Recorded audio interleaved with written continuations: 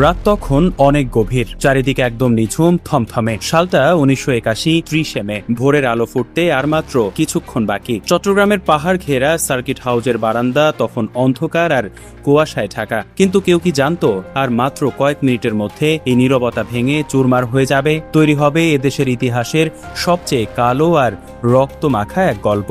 আসুন আমরা সেই রাতের সেই অভিশপ্ত ঘরের ভেতরে একটু উকি দিয়ে দেখি, যেখানে ঘড়ির কাঁটার টিকটিক শব্দের চেয়েও মানুষের বুকের ধড়ফড়ানি অনেক বেড়ে গিয়েছিল। সেদিনের সেই নিষ্ঠুর ঘটনার শেষ মুহূর্তের গল্প শুনলে আজও মানুষের গা শিউরে ওঠে। তৎকালীন প্রেসিডেন্ট জিয়াউর রহমানের ঘরের দরজার ঠিক ওপাশেই দাঁড়িয়েছিল দুইজন সেনা কর্মকর্তা, মেজর মোজাফফর আর ক্যাপ্টেন মোসলেউদ্দিন। এই মেজর মোজাফফরকে কিন্তু এতদিন কেউ ছুঁতেও পারেনি, অথচ সেই রাতে এই মোজাফফর ভয়ে থরথর করে কাঁপছিল। তার চোখে মুখে ছিল একটা বড় ঝড়ের আতঙ্ক। অন্যদিকে ক্যাপ্টেন মোসলেউদ্দিন তখন প্রেসিডেন্টকে সান্ত্বনা দেওয়ার চেষ্টা করছিল। সে গলা একদম নিচু করে কাঁপতে কাঁপতে বলছিল, স্যার, আপনি একটুও ভয় পাবেন না, এখানে ভয়ের কিচ্ছু নেই। ভাবতে অবাক লাগে মানুষের মনে কত বড় ছলনা থাকে। এই মোজাফফর আর মোসলেউদ্দিন তখনও মনে মনে ভাবছিল তারা বুঝি জিয়াউর রহমানকে শুধু নিরাপদ জায়গায় সরিয়ে নিতে এসেছে। তারা ভাবেনি যে তার জীবন প্রদীপ চিরতরে নিভে যাবে। কিন্তু তাদের ঠিক পেছনেই ওত পেতে দাঁড়িয়েছিল আসল খুনি। তার নাম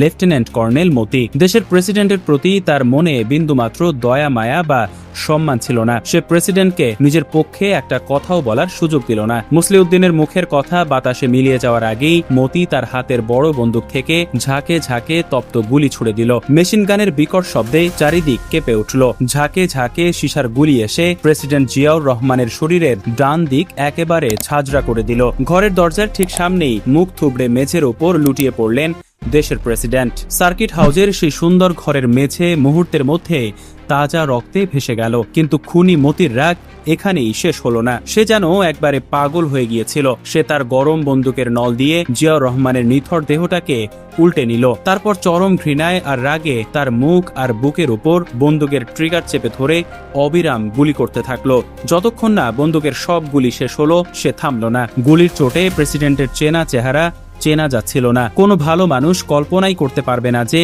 কর্নেল মতি নিজের মনে কত বড় ক্ষোভ আর রাগ পুষে রেখেছিল। এই ভয়ঙ্কর কাণ্ড ঘটিয়ে খুনিরা খুব দ্রুত সার্কিট হাউস থেকে পালিয়ে গেল। যাওয়ার সময় তারা তাদের দলের আহত দুই সঙ্গীকেও সাথে করে নিয়ে গেল। এই পুরো ঘটনাটি ঘটতে সময় লেগেছিল মাত্র 20 মিনিটেরও কম। সেই অভিশপ্ত ভোরের পর কেটে গেছে দীর্ঘ 45টি বছর। দেশের নদী দিয়ে কত পানি বয়ে গেছে, ক্ষমতার চেয়ার বদলেছে অনেকবার, দেশের রাজনীতি ও মানচিত্র বদলেছে, কিন্তু সেই নির্মম ট্র্যাজেডির অন্যতম সাজাপ্রাপ্ত আসামি মোজাফফর হোসেনের কোনো খোঁজ পাওয়া যায়নি। সে যেন একেবারে কর্পূরের মতো বাতাসের সাথে মিশে গিয়েছিল। দীর্ঘ 4.5 দশক ধরে সে নিজের আসল পরিচয় ধুলোয় মিশিয়ে আইন শৃঙ্খলা রক্ষাকারী বাহিনীর চোখ ফাঁকি দিয়ে পালিয়ে বেরিয়েছে। সে হয়তো ভেবেছিল এত বছরে মানুষ তার অপরাধের কথা ভুলেই গিয়েছে আর মহাকালের গর্ভে চাপা পড়ে গেছে তার সেই অপরাধের ইতিহাস। কিন্তু ওপরওয়ালার বিচার তো অন্য জিনিস। অপরাধীর একটা ছোট্ট ভুলই তার এত বছরের চতুর্মুখোশ খুলে দিল। আর এই মস্ত বড়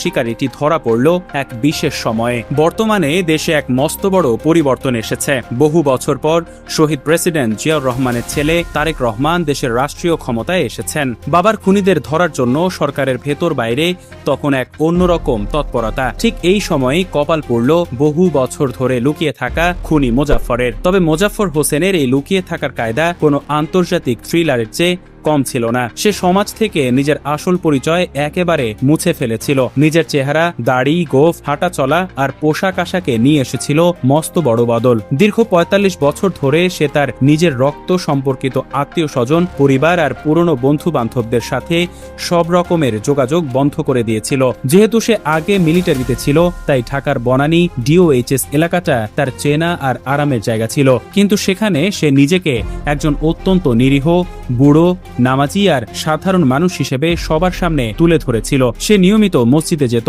প্রথম কাতারে দাঁড়িয়ে নামাজ পড়ত, প্রতিবেশীদের সাথে দেখা হলে মৃদু হেসে কুশল বিনিময় করত। সব মিলিয়ে সে নিজের এমন একটা ভালো মানুষের রূপ তৈরি করেছিল যা দেখে তার আশপাশের কেউ স্বপ্নেও ভাবতে পারেনি যে তাদের ঠিক পাশে এত শান্তিতে থাকা এই বুড়ো মানুষটাই আসলে দেশের ইতিহাসের অন্যতম বড় খুনি। কিন্তু ডিবি পুলিশ এই অসম্ভবকে সম্ভব করল কিভাবে? এই রোমহর্ষক অভিযানের ভেতরের গল্পটা শুনলে আপনিও অবাক হতে বাধ্য। অভিযানে থাকা ডিবির এক কর্মকর্তা জানান, পুলিশকে ফাঁকি দেওয়ার জন্য অপরাধীরা কত রকম রূপ বদলাতে পারে তার জলজ্যান্ত প্রমাণ হলো এই মুজাফফর। সে চেহারা, পেশা আর ঘরবাড়ি বদলে এতদিন একটা ভুয়া পরিচয় নিয়ে বেঁচে ছিল। কিন্তু অপরাধ যতই নিখুঁত হোক না কেন, প্রকৃতির নিয়মে অপরাধী কোথাও না কোথাও একটা ছোট্ট ভুল করেই বসে। আর সেই ছোট্ট সূত্র ধরেই ডিবি পুলিশ এই মস্ত বড় কাজটা করে দেখিয়েছে। গ্রেপ্তার করার সেই মূল সূত্রটি ছিল খুবই চমকের। ডিবির বিশেষ দল গোপন সূত্রে জানতে পারে যে মুজাফফরের একটা মেয়ে আছে। সেই মেয়ে এখন ঢাকার একটা নামকরা প্রাইভেট মোবাইল কোম্পানিতে চাকরি করে। এই খবর পাওয়ার পর পুলিশ অফিসাররা গোপনে ওই মেয়ের ওপর কড়া নজর রাখতে শুরু করেন। তারেক রহমান ক্ষমতায় আসার পর থেকে গোয়েন্দা বিভাগ এই ধরনের ফাইলগুলো নিয়ে নতুন করে কাজ শুরু করেছিল। আর তাতেই বের হয়ে আসে এই মেয়ের হদিস। টানা কয়েকদিন ধরে মেয়েটি প্রতিদিন কোথায় যায়, কার সাথে দেখা করে, সবকিছু খুব সাবধানে লক্ষ্য করা হচ্ছিল। এইভাবে চোখে চোখে রাখার এক পর্যায়ে পুলিশ জানতে পারে বনানী ডিওএইচএস এর একটা বড় বাড়িতে মেয়েটি প্রায়ই যাওয়া আসা করে। বাড়িটা চেনার পর পুলিশ কোনো তাড়াহুড়ো করল না। তারা ছদ্মবেশ ধরে দূর থেকে ওই বাড়ির ওপর সারাক্ষণ নজর রাখতে লাগলো। তারা একেবারে নিশ্চিত হতে চাচ্ছিল যে আসলেই সেখানে ওই খুনি মুজাফফর আছে কিনা। কারণ পুলিশের খাতায় মুজাফফরের একটা জন্মগত চেনার উপায় লেখা ছিল, আর সেটা হলো তার নাকের ঠিক নিচে একটি বিশাল কালো তিল বা আঁচিল সদৃশ দাগ রয়েছে। অবশেষে এলো সেই আসল সময়। বুধবার গভীর রাতে ডিবির একটা টিম সাধারণ পোশাকে সেই বাড়ির সামনে গিয়ে পজিশন নিল। পুরো এলাকা তখন একেবারে চুপচাপ, নিস্তব্ধতায় মোড়ানো। কোন রকম হট্টগোল না করে পুলিশ খুব সাবধানে বাসার কলিং বেল চাপলো। ভেতর থেকে দরজা খোলার সাথে সাথে পুলিশ কোন রকম দাগ বা জোর জবরদস্তি দেখালো না। তারা খুব স্বাভাবিকভাবে আচরণ করলো। তারা পরিবারের লোকজনের কাছে মুজাফফরের মেয়ের নাম ধরে জানতে চাইল যে সে বাসায় আছে কিনা। এ সময় পুলিশ নিজেদের পরিচয় দিল যে তারা ওই মেয়ের মোবাইল কোম্পানির প্রধান অফিস থেকে এসেছে। কিন্তু মাঝরাতে অফিসের লোক বাসায় আসায় স্বাভাবিকভাবেই ঘরের ভেতরের লোকজনের মনে একটু সন্দেহ আর বড় কৌতূহল তৈরি হলো। ঠিক তখনই আসল সুযোগটা চলে এলো। পরিস্থিতি কি তা নিজে বুঝতে আর সামাল দিতে ঘরের ভেতর থেকে এক বুড়ো মানুষ ধীর পায়ে দরজার সামনে এগিয়ে এলেন। তিনি বেশ ভারী গলায় প্রশ্ন করলেন, এত রাতে অফিসের কি কাজ, আমাকে বলুন কি ব্যাপার। ঠিক এই মুহূর্তেই পুলিশের চোখ চলে গেল সেই বুড়োর মুখের দিকে। ঘরের হালকা আলোতেই তারা লক্ষ্য করলেন ওই বুড়ো মানুষের নাকের ঠিক নিচে রয়েছে সেই কাঙ্ক্ষিত কালো তিলটি। সব নিশ্চিত হওয়ার পরেও ডিবির অফিসার শেষ চালটি চালেন। তিনি খুব সাধারণ গলায় ওই বুড়োকে বললেন, মুরব্বী, আমরা তো আপনাকে ঠিক চিনতে পারছি না। আর ঠিক এখানেই ৪৫ বছর ধরে লুকিয়ে থাকা চালাক মুজাফফর তার জীবনের সবচেয়ে বড় আর শেষ ভুলটি করে বসল। অতিরিক্ত আত্মবিশ্বাস আর অসতর্কতার কারণে সে বুক ফুলিয়ে উত্তর দিল, আমি মুজাফফর, মেয়ের বাবা। এই একটি মাত্র কথা মুজাফফরের মুখ থেকে বের হওয়ার সাথে সাথেই পুলিশ অফিসারদের মুখে বিজয়ের হাসি ফুটে উঠল।